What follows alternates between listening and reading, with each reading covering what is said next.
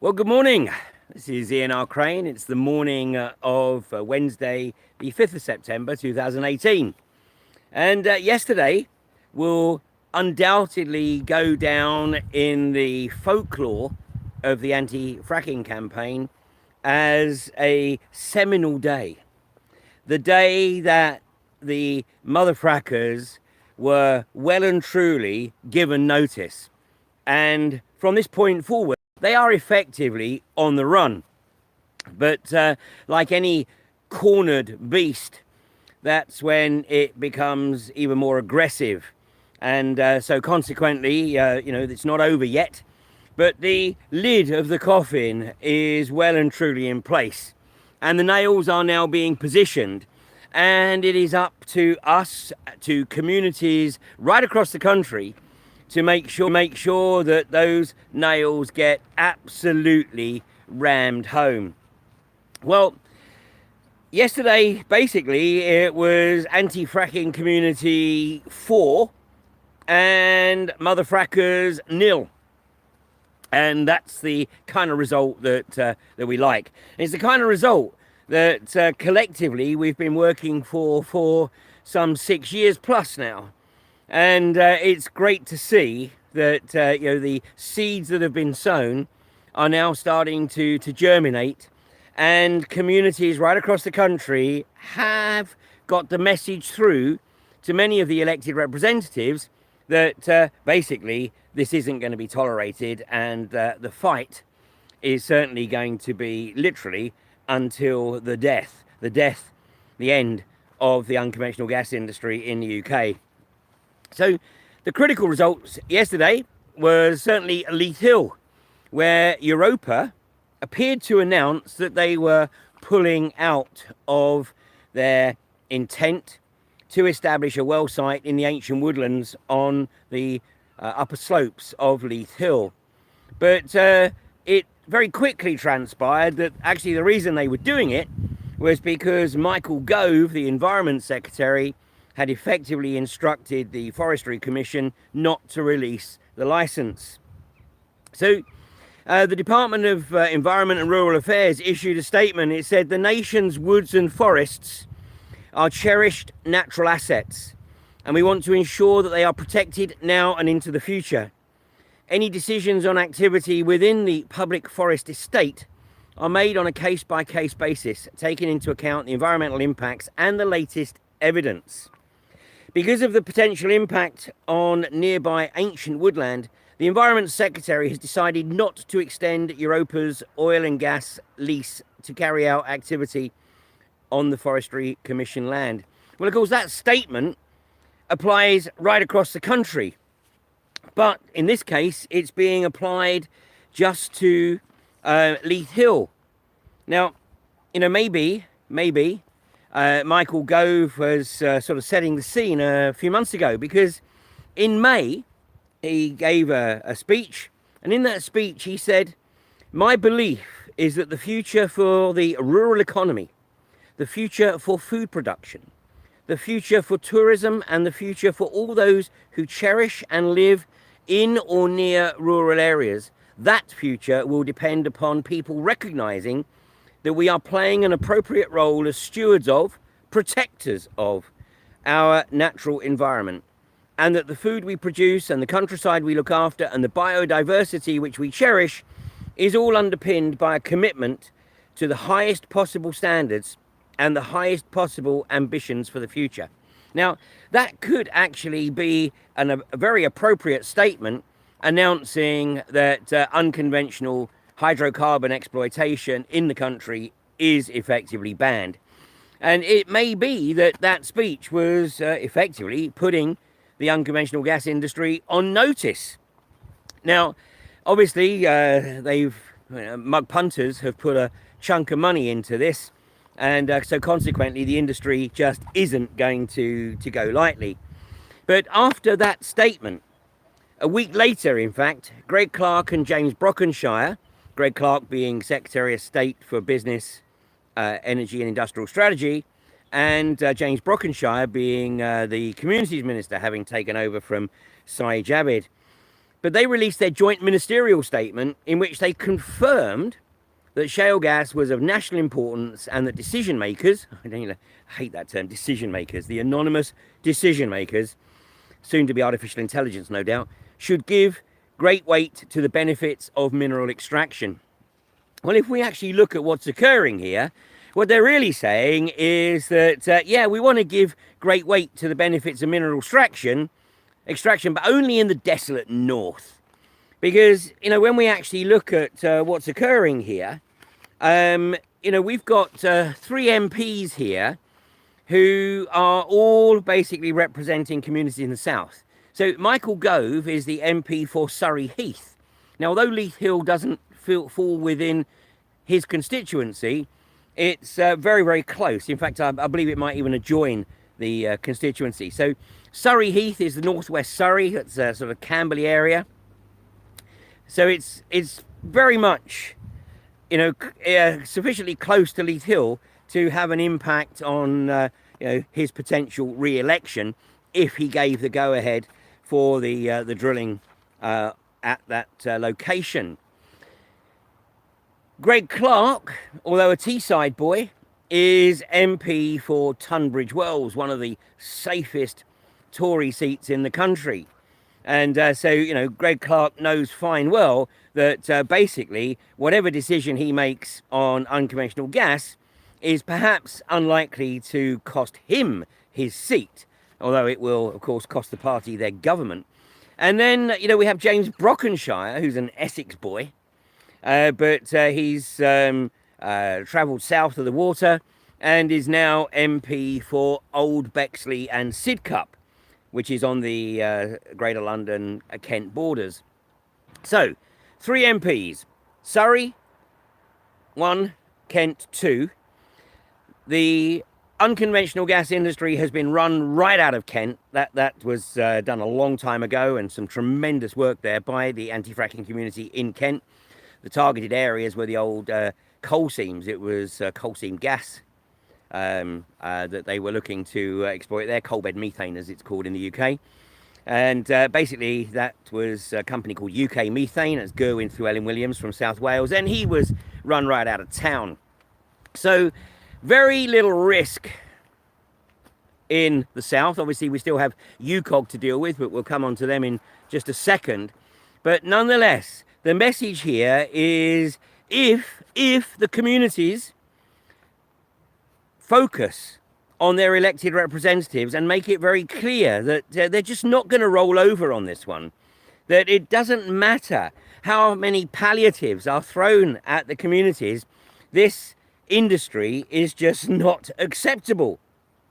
So obviously the way in which we can do that is absolutely bombard the questionnaire on permitted development. Now, I'm deliberately avoiding making any comment at the moment about that questionnaire, but I'm simply posting the links and asking people to actually respond to the 7 questions. I mean, you can spend as little or as long as you want. I mean, somebody yesterday wrote to me and said they completed it inside 10 minutes. But if you wish to add comment, then obviously it might take a little bit longer. But the crucial element here is not to give them a free ride. Somebody else responded yesterday by saying, what's the point in using the questionnaire because they're going to do what they want to do anyway? Well, that may be the case, but let's not make it easy for them. It's crucial that we collectively participate in this process, because ultimately the results of this survey are going to have to be published.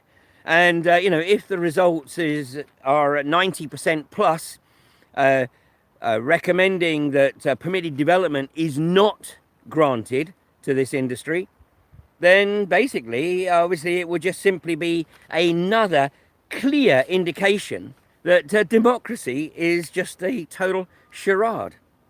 So do please take a look at the survey for yourself and then share it as widely as possible, because it's my opinion that this industry is beaten. It's on the death throes, but basically it's failing to acknowledge that. And obviously, too many investors have thrown money at it, so the industry doesn't want to just pull the plug. But of course, if they'd been listening to analysts, over the last few years, then they might have realized that, if they go in on a short-term basis, they might make a fast buck or two. If they dip in, dip out, dip in, dip out. But basically, as a long-term investment, it's a total dog. So it's a cancer. And basically, this cancer has been well and truly beaten. But, nonetheless, as I say, the nails do have to be pushed right into the coffin.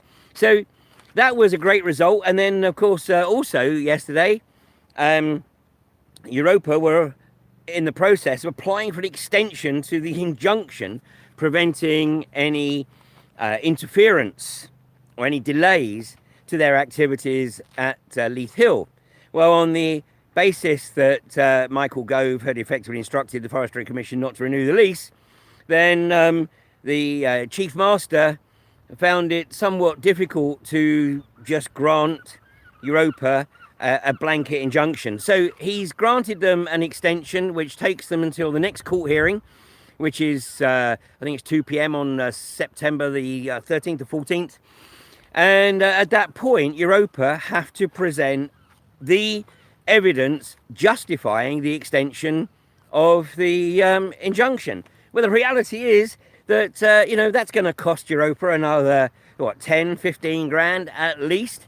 And do they really want to pay that just to go back into court and try and explain why they need an injunction against removing, a porter cabin and a few pieces of Harris fencing? I actually think that the Chief Master hit it on the head when he said that quite possibly people will be lining the streets applauding as the industry beats a retreat with its tail very firmly tucked between its legs. So, bottom line is, good luck with that, Europa. I think that the smart move would simply be to withdraw the application.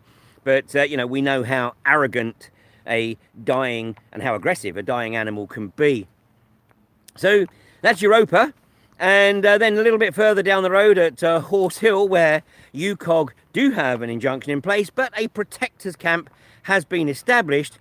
And yesterday there was an attempt by the by appointed bailiffs, appointed by UCOG that is, to remove the camp. Now what's happening here is that these companies are effectively trying to blag that they have high court orders giving them permission to evict, when in reality they do not. And fortunately, the people who are manning the protection camps have sufficient experience and knowledge to know that this is a blag.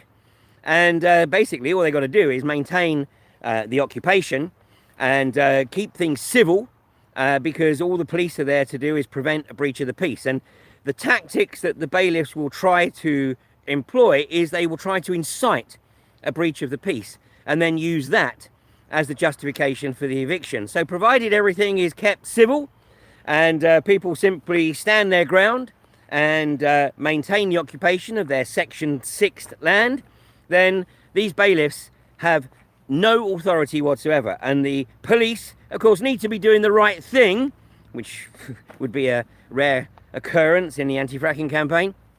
But they need to do the right thing and basically tell the bailiffs to take a hike and tell their employers to pursue an eviction through the appropriate channels, i.e. the civil courts, where everybody has an opportunity to state their case. And the same was occurring at the B&Q camp, which is the longest standing camp at Preston New Road.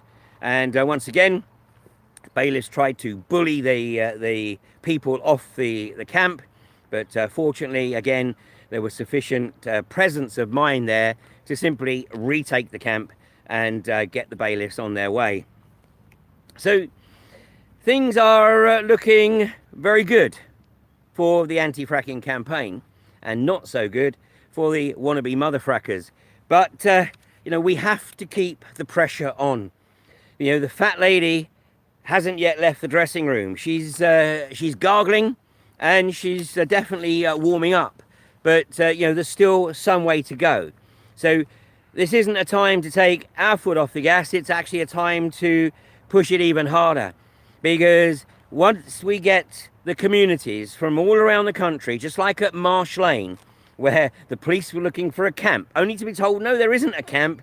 Everybody here is a local. Everybody here is resident in this community and are determined that INEOS, despite their injunction, are not going to get their bits in the ground on the edge of their community.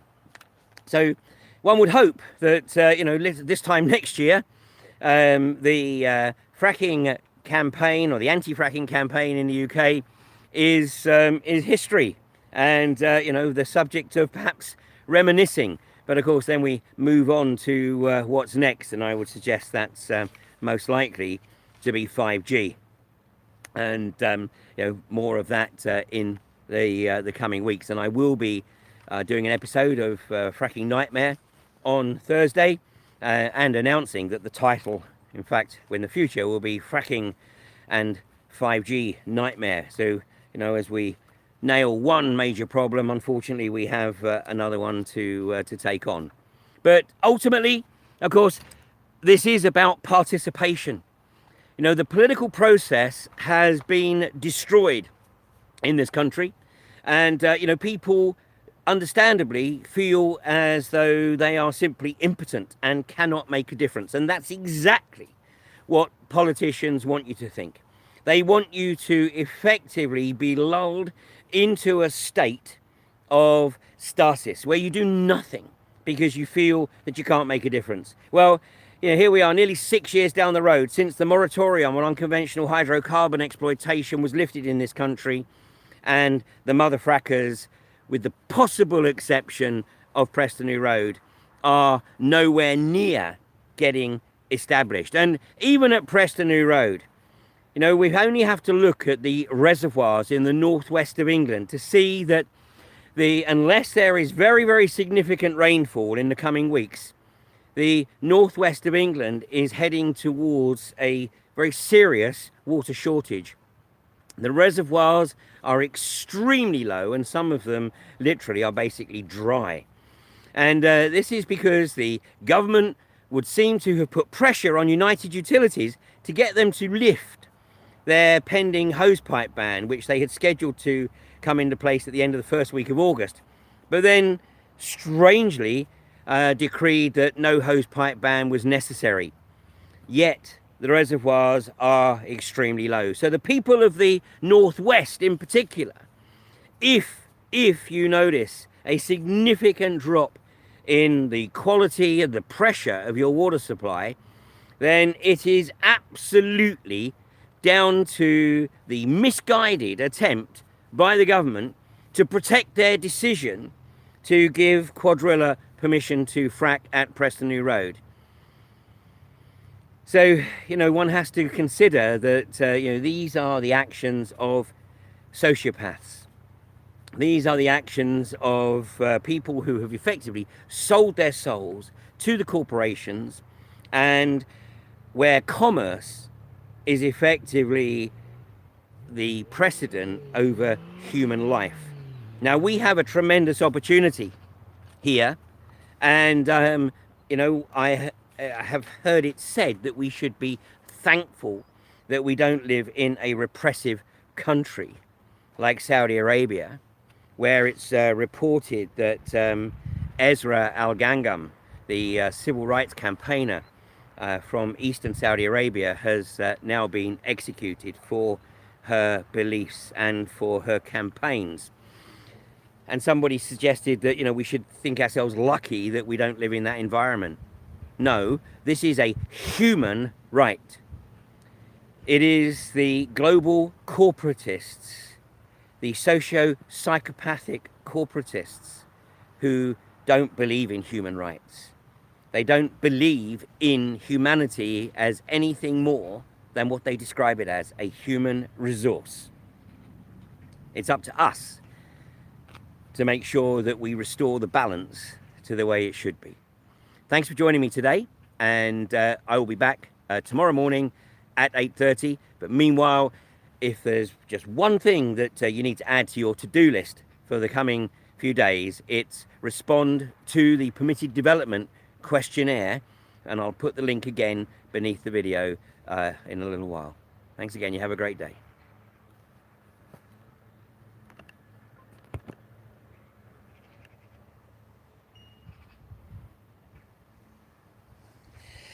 Well, good morning. This is Ian.